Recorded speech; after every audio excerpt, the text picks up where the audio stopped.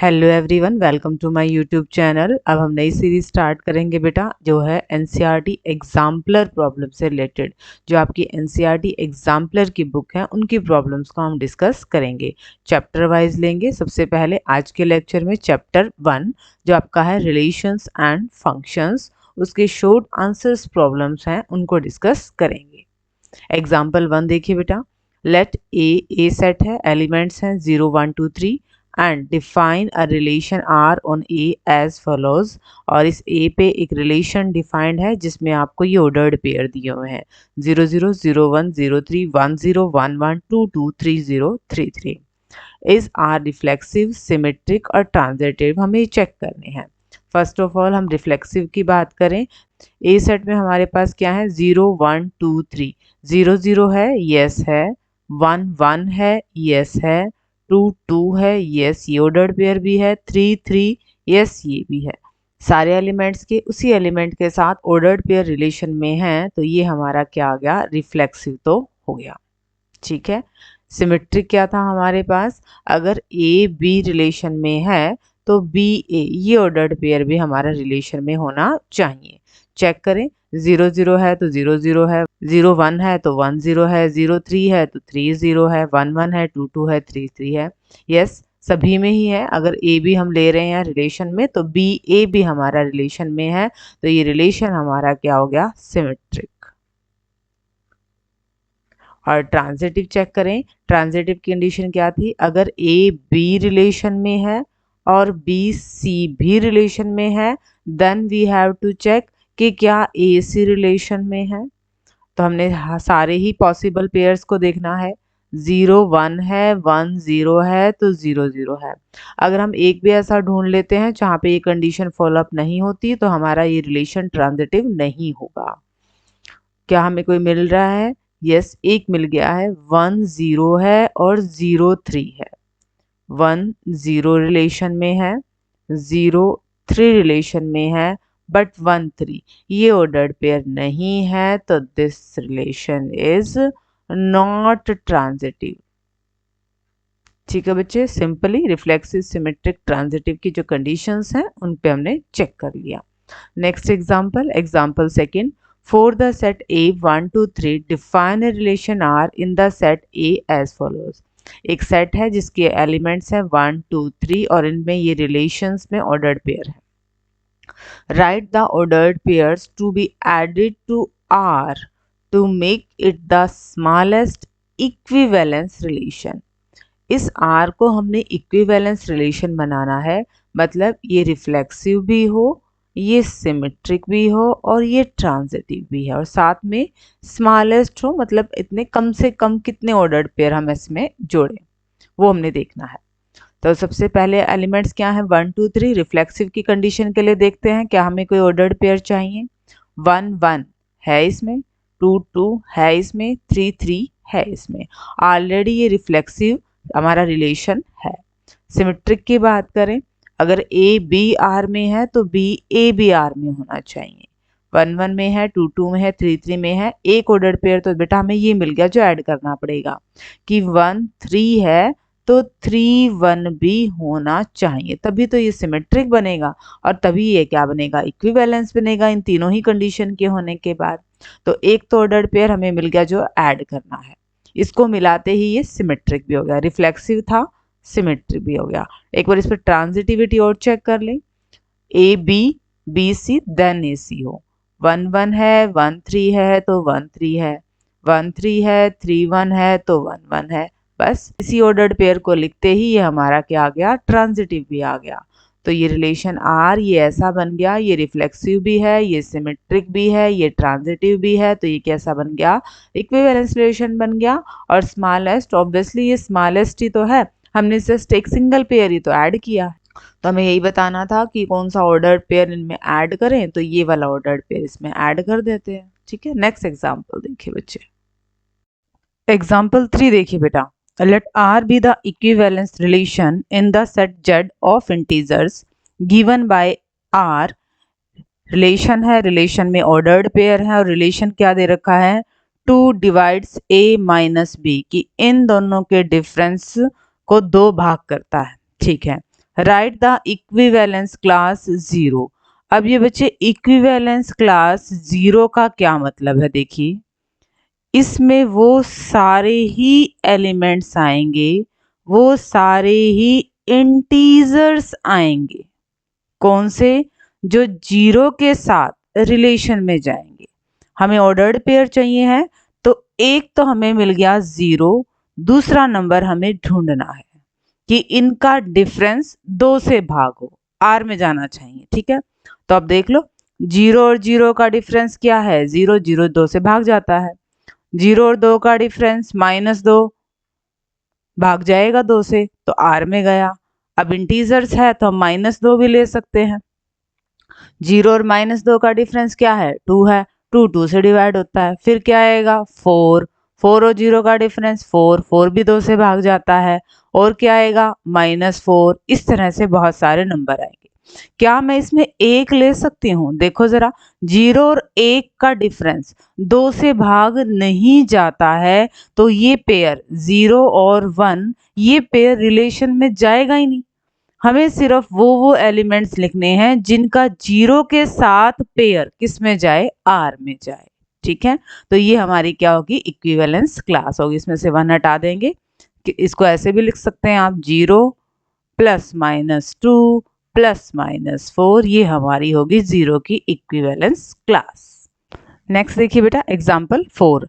Let the function f from R to R be defined by f of x equal to 4x minus 1 for all x belongs to R, then show that f is 1 1। f हमारा क्या है, 1 1 है। Function को 1 1 prove करने के हमारे पास तरीके हैं क्या, कि हम दो एलिमेंट्स इक्वल लेके चले, उनकी इमेज इक्वल आ गई तो फंक्शन 1 1 है। यहाँ पे हम ऐसे भी लेके चल सकते हैं कि दो एलिमेंट्स की हमने इमेज इक्वल ले ली और हम दिखा देंगे अगर एलिमेंट इक्वल है तो फंक्शन हमारा 1 1 है। f ऑफ x1 की वैल्यू क्या आएगी, 4x1 minus 1। f of x2 की वैल्यू क्या आएगी, 4x2 माइनस 1। -1 से minus cancel out, 4x1 equal to 4x2, 4 से 4 cancel out, x1 equal to x2। हम दो एलिमेंट्स की इमेज इक्वल लेके चले थे और वो एलिमेंट्स इक्वल आ गए तो फंक्शन क्या हो गया, 1 1। ठीक है, डिस्कस करेंगे अब नेक्स्ट एग्जांपल। एग्जाम्पल 5 देखिए बच्चे, अगर f आपको दे रखा है, g आपको दे रखा है, देन आपने निकालना है f ऑफ g। ये रिलेटेड है बेटा कंपोजिशन ऑफ फंक्शंस, जो टॉपिक है उससे रिलेटेड। वैसे तो आपका ये टॉपिक डिलीटेड पोर्शन में है, बट जब आप बोर्ड की साइट पे जाके और सिलेबस देखोगे तो सिलेबस के नीचे आपको 2 बुक्स मेंशंस हैं। फर्स्ट तो आपकी एनसीईआरटी की जो टेक्स्ट बुक जिसमें से आप कर रहे हैं सिलेबस, और दूसरा है एनसीईआरटी एग्जाम्पलर। दोनों ही बुक आपने फॉलो करनी है। तो एग्जाम्पलर में बेटा ये क्वेश्चन है, तो मतलब ये क्वेश्चंस आपने करने हैं, आपने इनको छोड़ना नहीं है। करने कैसे हैं वो देखिए।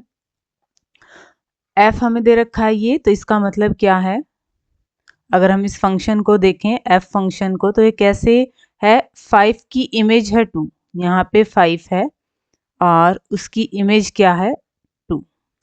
6 की इमेज क्या है 3, यहाँ पे हमारा एलिमेंट है 6, यहाँ हमारा एलिमेंट 3, 6 की इमेज है 3, ऐसे दे रखा है।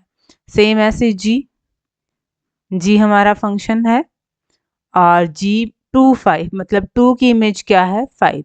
g में एलिमेंट 2 है तो उसकी इमेज क्या है 5, और 3 6, एक एलिमेंट 3 है और उसकी इमेज क्या है 6। इस तरह से ये आपको दे रखे हैं दो फंक्शंस f और g। आपने निकालना है f ऑफ g। पहले हम देखेंगे कि ये फंक्शन हमारा कहाँ से लेकर कहाँ तक डिफाइंड है, मतलब इसकी डोमेन और रेंज क्या आएगी। f ऑफ g का मतलब इस फंक्शन की डोमेन आएगी g की जो डोमेन है, तो g की डोमेन हमारे पास क्या है 2 और 3, 2 और 3। और इस फंक्शन की रेंज आएगी जो f की रेंज है, f की रेंज हमारे पास क्या है 2 और 3। ये फंक्शन हमारा 2 3 से लेकर 2 3 तक डिफाइंड है। कौन सा, कंपोजिशन एफ ऑफ जी। अब 2 से अटैच है या 3 से अटैच है, 3 की इमेज 2 है या 3 की इमेज 3 है, ये हम अभी निकालेंगे। कैसे? एफ ऑफ जी 2 पे देखते हैं। सॉल्व करने का तरीका, एफ ऑफ जी ऑफ 2 को हम क्या लिख सकते हैं? F g of 2। G of 2 का मतलब जी फंक्शन में 2 की इमेज। अब जी फंक्शन में 2 की इमेज क्या है? 5। तो जी ऑफ 2 हमारे पास क्या आ गया? 5। एफ ऑफ 5 का मतलब एफ फंक्शन में 5 की इमेज। एफ फंक्शन में 5 की इमेज क्या है? 2। ठीक है, मतलब एफ ऑफ जी कंपोजिशन में है, इसमें 2 की इमेज क्या है? 2। ऐसे हम निकाल लें एफ ऑफ जी ऑफ 3। इसको लिख सकते हैं f g of 3। G function में 3 की इमेज, जी फंक्शन में 3 की इमेज क्या है? 6। एफ ऑफ 6, एफ फंक्शन में 6 की इमेज क्या है? 3। तो 3 हमारा किससे अटैच है? 3 से। हमें इसके एलिमेंट लिखने हैं, तो एफ ऑफ जी के एलिमेंट हम कैसे लिख सकते हैं? 2 2, 2 की इमेज 2 है, 3 3, 3 की इमेज 3 है। इस तरह से बच्चे हम कंपोजिशंस वाले क्वेश्चन को सॉल्व करेंगे। अगर आपने कंपोजिशंस का डिटेल में देखना है कि ये कैसे टॉपिक है, कैसे क्वेश्चंस आते हैं, तो मेरे यूट्यूब पे क्लास 12th की प्लेलिस्ट में आपको ये एक्सरसाइज भी मिल जाएगी। वहाँ पे सारे एग्जाम्पल, सारे क्वेश्चंस और बेसिक डिस्कस है। आप डिटेल के लिए वहाँ पर जा सकते हैं। डिस्कस करेंगे नेक्स्ट सम को। एग्जाम्पल 6 देखिए बेटा, लेट एफ कोई फंक्शन है आर से लेकर आर तक be defined by f of x क्या दे रखा है? 4x - 3 for all x belongs to r, then write f inverse. हमें f का इनवर्स निकालना है। देखिए कैसे निकालेंगे बच्चे। लेट हम f ऑफ x को किसके इक्वल ले लेते हैं? y के इक्वल ले लेते हैं। f ऑफ x की वैल्यू क्या है हमारे पास? 4x - 3। यहाँ से हम x की वैल्यू फाइंड आउट करेंगे। 4x किसके इक्वल आ जाएगा? y + 3। x किसके इक्वल आ जाएगा? y + 3/4।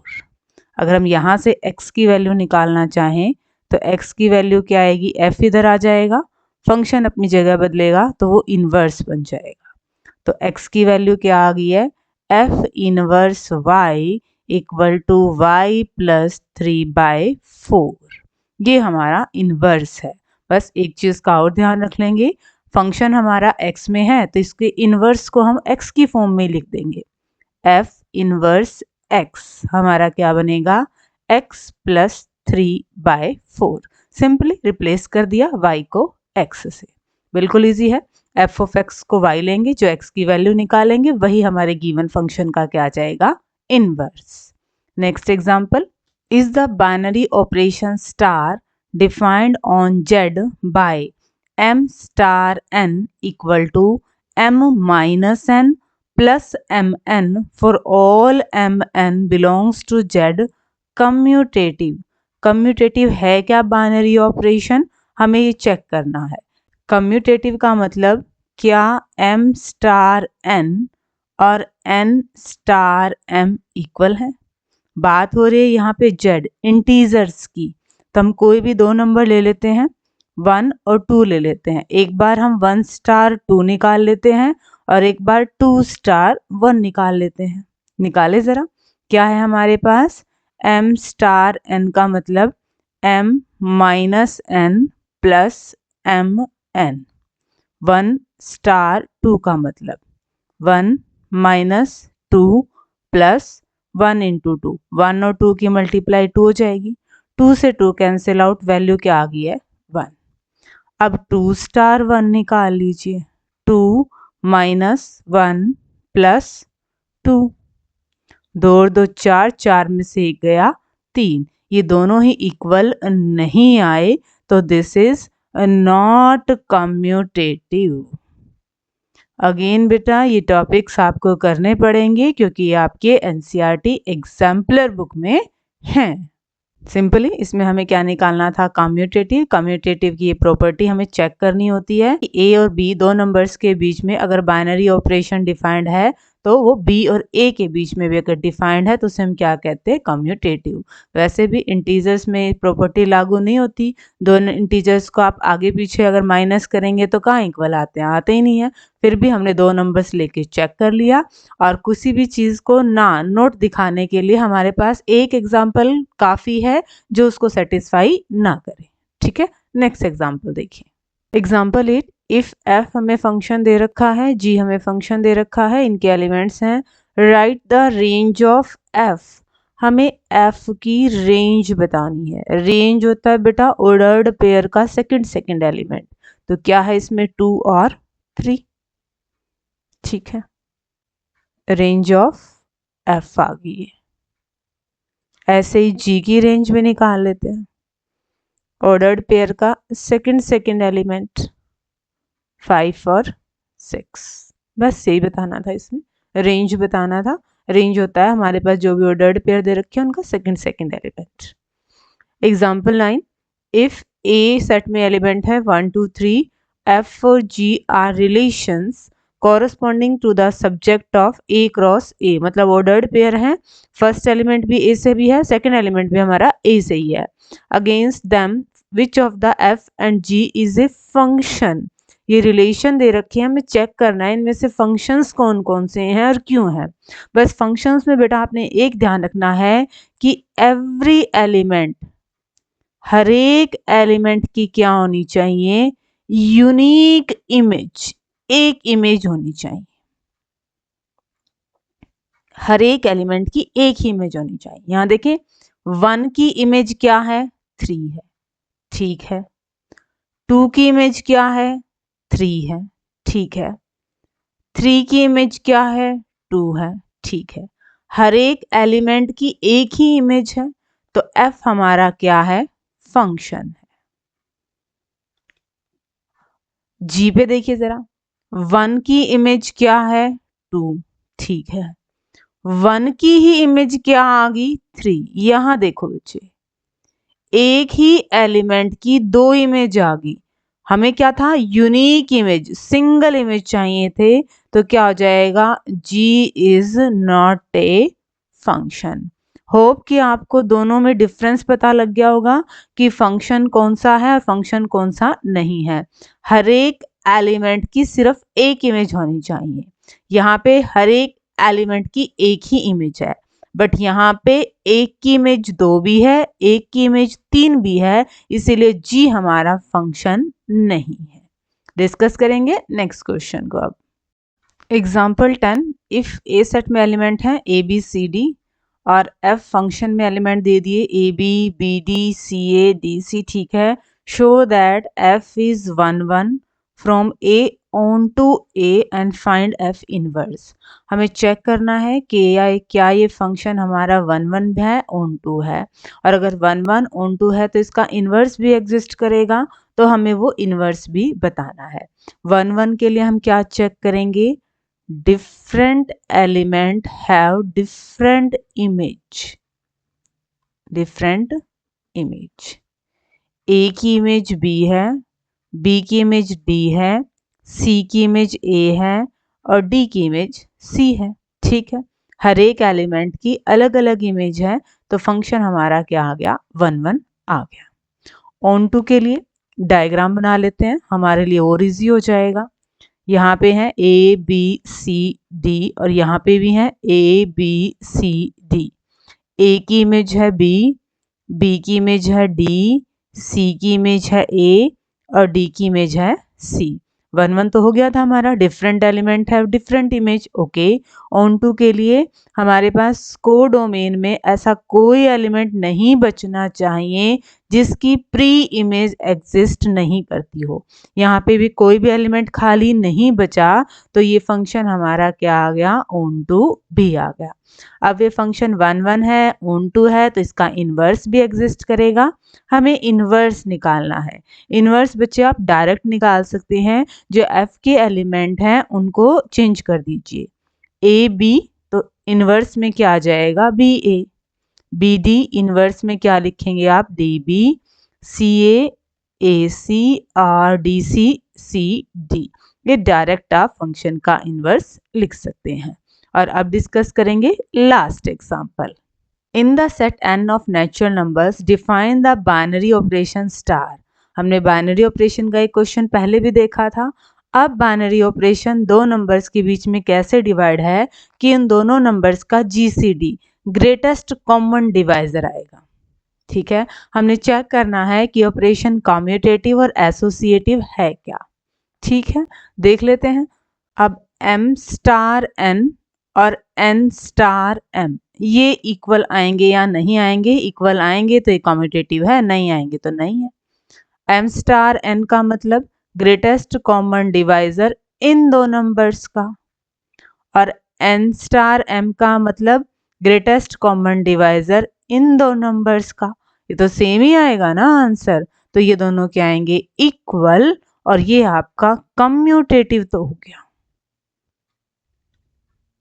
आप कोई भी दो नंबर ले लीजिए, 5 और 10 ले लीजिए। जैसे कि 5 और 10 का ग्रेटेस्ट कॉमन डिवाइजर क्या आएगा? 5 के डिवाइजर क्या है? 1 और 5। 10 के डिवाइजर्स क्या हैं? 1 है, 2 है, 5 है और 10 है। ग्रेटेस्ट कौन सा हो गया? 5। तो इसका आंसर क्या आएगा? 5। 10 और 5 का ले लीजिए, तब भी इनका ग्रेटेस्ट कॉमन डिवाइजर क्या आएगा? 5 ही तो आएगा। ठीक है, कम्यूटेटिव तो हो गया। अब बात करते हैं हम एसोसिएटिविटी की। एसोसिएटिव के लिए हमें 3 नंबर्स लेने होंगे कि m star n star l या फिर m star n star l। ये इक्वल है या नहीं है? पहले बाद वाले दो नंबर का ग्रेटेस्ट कॉमन डिवाइजर निकालो, फिर m के साथ निकालो, या फिर पहले 2 का निकालो बाद के l का निकालो। ये इक्वल आएंगे या नहीं आएंगे ये हमें चेक करना है। अब बेटा ग्रेटेस्ट कॉमन डिवाइजर की बात तो अंडरस्टूड है, ये इक्वल आएंगे ही आएंगे। फिर भी हम देख लेते हैं, कोई भी दो नंबर ले लीजिए, 5, 10 और 3 ले लीजिए। ठीक है, 5 स्टार 3 स्टार 10। अब देख लें, 5 स्टार, अब 3 स्टार 10 का मतलब 3 और 10 का ग्रेटेस्ट कॉमन डिवाइजर। अब 3 और 10 का ग्रेटेस्ट कॉमन डिवाइजर क्या आएगा? 1 ही आएगा। 5 स्टार 1, स्टार का मतलब ग्रेटेस्ट कॉमन डिवाइजर किसका? 5 और 1 का। क्या आएगा? ये 1 ही आएगा। इधर और देख लेते हैं, m की वैल्यू क्या है? 5, n की वैल्यू है 3 और l की वैल्यू है 10। 5 और 3 के बीच में स्टार है, मतलब इनका ग्रेटेस्ट कॉमन डिवाइजर क्या आएगा? 1। और 1 और 10 के बीच में स्टार है, मतलब इनका ग्रेटेस्ट कॉमन डिवाइजर भी क्या आएगा? 1। आगे हैं इक्वल। इजी है बच्चे। आप किन्हीं भी, जैसे कि हम एलसीएम नहीं निकालते, पहले दो नंबर निकाल लो, उसके साथ तीसरे का निकाल दो, या फिर पहले बाद वालों का निकाल दो, फिर उसके साथ पहले का निकाल दो। आना दोनों को क्या है? सेम है।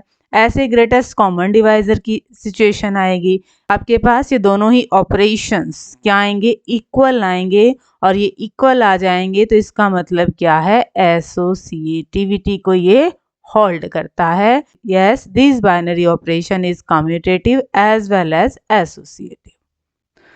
ठीक है बच्चे, यहाँ तक एग्जाम्पल 11 ही दे रखे थे आपके, शॉर्ट आंसर बेस्ड क्वेश्चन थे। फिर भी आपको कोई क्वेरी है तो आप कमेंट सेक्शंस में क्वेश्चन डाल के पूछ सकते हैं। Thank you for watching my video.